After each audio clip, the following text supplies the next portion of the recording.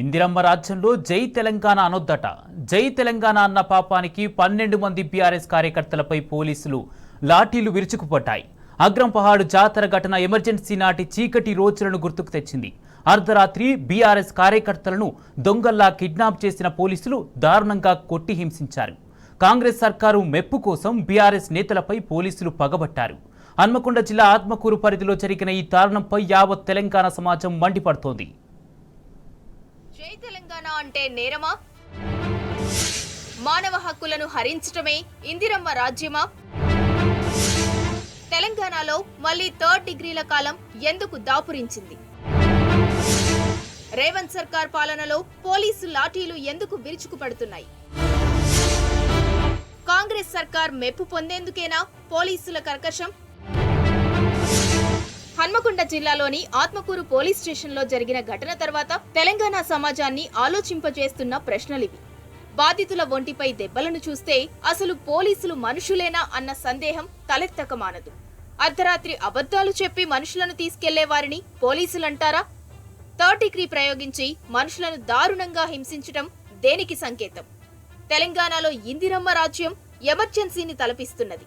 ప్రజాపాలన అంటూ ప్రగల్భాలు పలికిన కాంగ్రెస్ ఏలుబడిలో జై తెలంగాణ అనే పదం నిషిద్ధమైంది. జై తెలంగాణ అన్న పాపానికి బీఆర్ఎస్ కార్యకర్తలపై పోలీసులు లాఠీలు ఝులిపించారు. పరకాల నియోజకవర్గంలోని అగ్రంపహాడ్ జాతరలో జరిగిన ఒక చిన్న ఇష్యూ కారణంగా పోలీసులు 12 మందిపై ప్రతాపం చూపించారు. రాత్రికి రాత్రి అక్రమంగా తీసుకెళ్లి పోలీసు జులుం చూపించారు.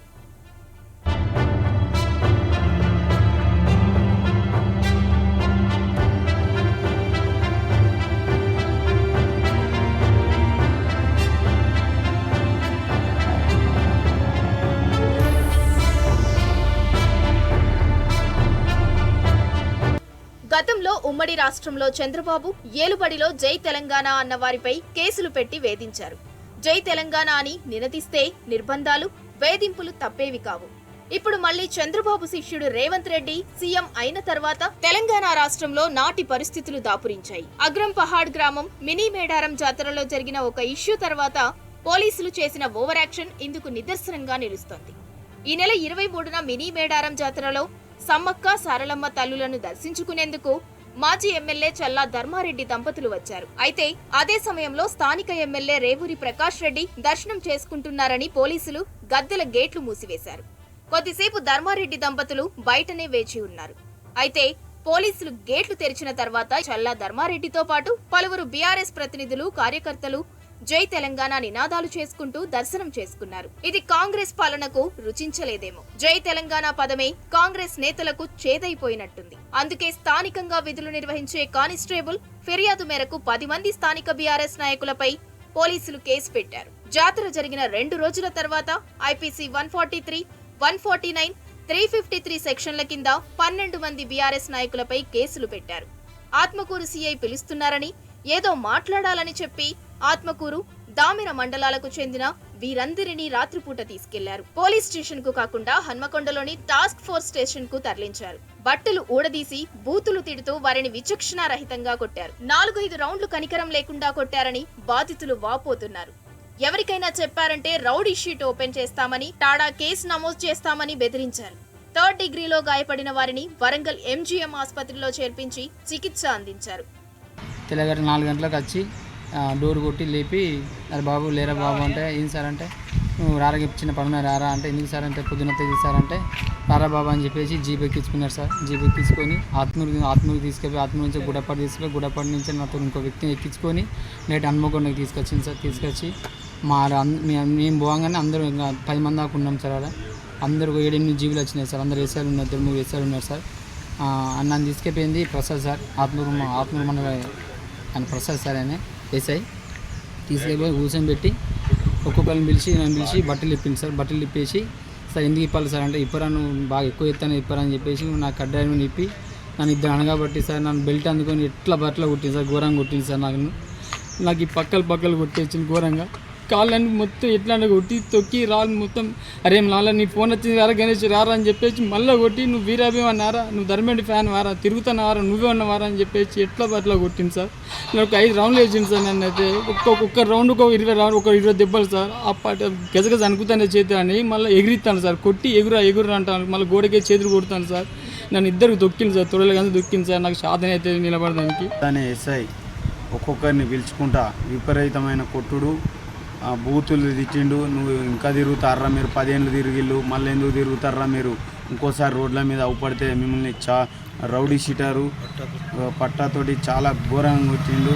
పట్టా ఈ రోకల్ బండతోటి విపరీతమైన కొట్టుడు కొట్టిండు సార్. బాగా చెంపల పొంటి సుధా కొట్టిండు, నన్ను చెంపల పొంటి కొట్టిండు, బాగా ఇబ్బంది పెట్టిండు సార్. ఎక్కడ పడితే అక్కడనే కొట్టిండు. ఆత్మకూరు ఘటనపై బీఆర్ఎస్ పార్టీ సీరియస్ గా స్పందించింది. ఎమ్మెల్యే కడియం శ్రీహరి, బీఆర్ఎస్ వరంగల్ జిల్లా అధ్యక్షుడు ఆరూరి రమేష్, పరకాల మాజీ ఎమ్మెల్యే చల్లా ధర్మారెడ్డి కాంగ్రెస్ పార్టీ తీరుపై తీవ్రంగా మండిపడ్డారు. బాధితులను పరామర్శించి పోలీసుల దురాగతాన్ని మీడియాకు వివరించారు. 3 దశాబ్దాలుగా ఇటువంటి దుస్థితి లేదని, ఇందిరమ్మ రాజ్యం అంటే ఇదేనా అంటూ ప్రశ్నించారు. 24 గంటల్లో బాధ్యులైన పోలీసులపై చర్యలు తీసుకోకపోతే పరిణామాలు తీవ్రంగా ఉంటాయని హెచ్చరించారు. ఆత్మకూరు ఎస్ఐని సస్పెండ్ చేయాలని కడియం శ్రీహరి డిమాండ్ చేశారు. లేదంటే బీఆర్ఎస్ పార్టీ ఈ నెల 27న చలో ఆత్మకూరుకు పిలుపునిచ్చి స్టేషన్ ముందు ధర్నా నిర్వహిస్తామని హెచ్చరించారు. సిపి గారు వారు చెప్పిన ప్రకారము 24 గంటల లోపు చర్య తీసుకోకపోతే 27వ తారీఖు నాడు చలో ఆత్మకూరు కార్యక్రమం బీఆర్ఎస్ పరంగా చేపడతాం. ఆత్మకూరు పోలీస్ స్టేషన్ ముందటనే మా నిరసన ఉంటుంది, మా ధర్నా ఉంటుంది. అవసరమైతే హ్యూమన్ రైట్స్ కమిషన్కి వెళ్తాం, అవసరమైతే హైకోర్టు కూడా వెళ్తాం. ఇంత దిగజారి కాంగ్రెస్ పార్టీ నాయకుల యొక్క మెప్పు పొందాలని, ప్రభుత్వం మారింది కాబట్టి తమ లాయాలిటీని కాంగ్రెస్ పార్టీకి చూపించుకోవాలని విపరీత ధోరణితో వ్యవహరించిన పోలీసులను వదిలిపెట్టే ప్రసక్తి లేదు. రేపు ఇంకెప్పుడు కూడా ఇలాంటి సంఘటనలు జరిగినా వదిలిపెట్టామని చెప్పి కూడా ఈ సందర్భంగా నేను హెచ్చరిక చేస్తున్నాను. కనీసం ఏ ఒక్క రోజు కూడా తెలంగాణ అమరవీరులకు స్తూపం దగ్గర ఒక పువ్వు పెట్టని వ్యక్తి, ఒక్కనాడు శ్రద్ధాంజలి ఘటించని వ్యక్తి రాష్ట్రానికి ముఖ్యమంత్రి అయ్యే కదా అని నా మనసుకు ఎంతో బాధ కలిగింది. నా అసెంబ్లీలో కూర్చొని అధ్యక్షుడు చూస్తే ఒక్కనాడు జై తెలంగాణ అనే వ్యక్తి, ఒక్కనాడు తెలంగాణ ఉద్యమంలో పాల్గొనని వ్యక్తి, ఒక్కనాడు అమరుల స్తూపం దగ్గర ఒక పువ్వు పెట్టని వ్యక్తి రాష్ట్రానికి ముఖ్యమంత్రి అయ్యే కదా అని నా గుండె నిజంగా బాధ కలిగింది. ఆ రోజు నా అసెంబ్లీలో కూర్చొని నాకు నేనే అనుకున్నాను, ఒకనాడైతే మా తమ్ముడు యాద్ చేస్తుండు, ఎవడరా జై తెలంగాణ అనేది దమ్ముంటే రండి రాని తుపాకీ పట్టుకొని బయలుదేరినాడు. అటువంటి వ్యక్తి రాష్ట్రానికి ముఖ్యమంత్రి అయ్యే కదా అని నేను అసెంబ్లీలో కూర్చొని నా మనసులో కొద్దిగా బాధపడ్డటువంటి సందర్భం. పోలీస్ వ్యవస్థను కాంగ్రెస్ పార్టీ దుర్వినియోగం చేస్తుందనేందుకు ఆత్మకూరు ఘటనే నిదర్శనంగా నిలుస్తోంది. ఇది రాజకీయ ప్రేరేపిత దాడి అని స్పష్టంగా అర్థమవుతోంది. గత 10 ఏళ్లుగా తెలంగాణ పోలీసులు దేశానికే ఆదర్శంగా నిలిచారు. గత బీఆర్ఎస్ ప్రభుత్వ హయాంలో ఫ్రెండ్లీ పోలీసింగ్ తో ప్రజలకు సేవలందించారు. కానీ కాంగ్రెస్ సర్కార్ వచ్చిన తర్వాత పోలీస్ వ్యవస్థ తీరే మారిపోయింది. కాంగ్రెస్ నాయకుల మెప్పు కోసం పోలీసులు కర్కశంగా వ్యవహరిస్తున్నారు. ఆత్మకూరు సంఘటనే కాదు, ఇటీవల బీఆర్ఎస్ నాయకులపై దాడులు, కేసులు పెరిగిపోవటమే ఇందుకు నిదర్శనం.